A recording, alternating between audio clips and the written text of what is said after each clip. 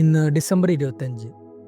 ലോകമെമ്പാടും ക്രിസ്മസ് ആഘോഷിക്കുന്ന ദിവസം, അതായത് ഈശോയുടെ ബർത്ത്ഡേ. ഈ ഡിസംബർ മാസം ഉടനീളം നമ്മൾ ഓരോ തരം തയ്യാറെടുപ്പുകളിൽ ഏർപ്പെട്ടിട്ടുണ്ടാകും. പുൽക്കൂട് നിർമ്മിക്കുന്നത് മുതൽ വീട്ടിൽ ഓരോ മുറികളും അലങ്കരിക്കുന്നത് വരെ. അതുമാത്രമല്ല, രാവിലെ ആയിക്കഴിഞ്ഞാൽ നമ്മുടെ ഊട്ടുമുറികളിൽ നിറച്ചും ചിക്കൻ കറിയുടെയും ബീഫ് റോസ്റ്റിൻ്റെയൊക്കെ മണമായിരിക്കും. ഭൂരിഭാഗം മനുഷ്യരും ഭൗതികമായിട്ടുള്ള ഈ ഒരുക്കങ്ങളോടൊപ്പം ആത്മീയമായിട്ടും ഒരുങ്ങിയിട്ടുണ്ട്.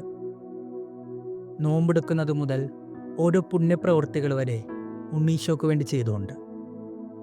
എങ്ങനെയൊക്കെ ഒരുങ്ങിയെന്ന് പറഞ്ഞാലും ഒരു ചോദ്യം നമ്മളെ ഓരോരുത്തരെയും വേട്ടയാടിക്കൊണ്ടിരിക്കും. ഇങ്ങനെയൊക്കെയാണോ ഞാനും നീയൊക്കെ ക്രിസ്മസിന് ഒരുങ്ങേണ്ടത്? ക്രിസ്മസ് ഭംഗിയുള്ള പുൽക്കൂടുകളുടെ ഒരു മത്സരമാണ്. ഒരു ഗാനത്തിലെ വരികൾ ഇങ്ങനെയാണ്: എല്ലാവരും നിന്നെ സ്വീകരിക്കാനായി നിരച്ചേരുന്നത് കണ്ട നേരം.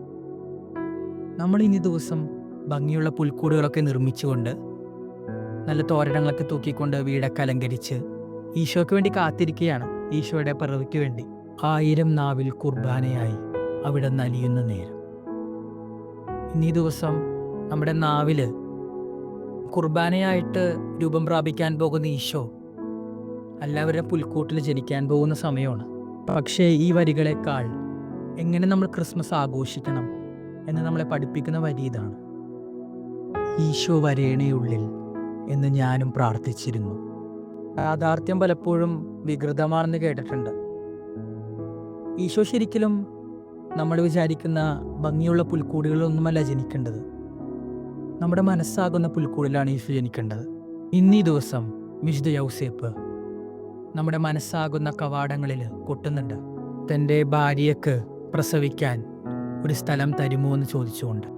സ്ഥലം കൊടുത്തുകൊണ്ട് മാത്രം എല്ലാം കഴിയുമോ? ഇല്ല. ജനിച്ചിരിക്കുന്നത് നമുക്കെല്ലാമായ ഈശോയാണ്. അതും ഒരു നിസ്സഹായനായിട്ട് ശിശുവായി.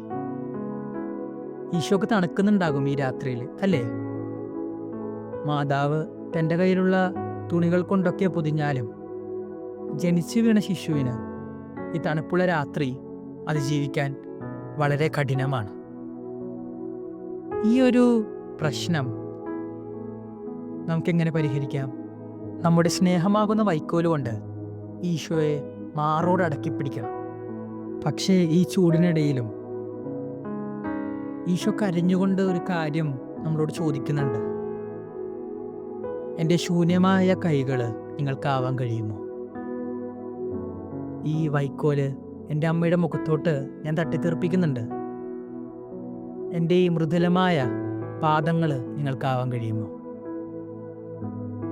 എൻ്റെ ഈ മധുരം തുളുമ്പുന്ന ഈ കരച്ചിൽ കേൾക്കുന്നില്ലേ നിങ്ങൾ?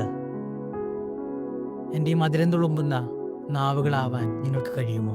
ഈ 3 കാര്യങ്ങൾ നമുക്ക് ചെയ്യാൻ കഴിയണം.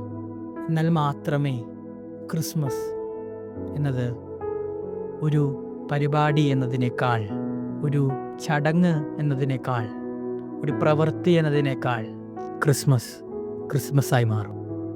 ഇന്നീ ദിവസം നമുക്ക് ഈ കൃപയ്ക്കും കൂടി പ്രാർത്ഥിക്കാം. ഉണ്ണീശോയുടെ കാലുകളായി മാറിയ ആട്ടിടയന്മാരെ പോലെ, ഉണ്ണീശോയുടെ കൈകളായി മാറിയ 3 രാജാക്കന്മാരെ പോലെ, ഉണ്ണീശോയുടെ അധരങ്ങളായി മാറിയ മാലാഖമാരെ പോലെ നമ്മളെ മാറ്റാൻ. ആമേൻ.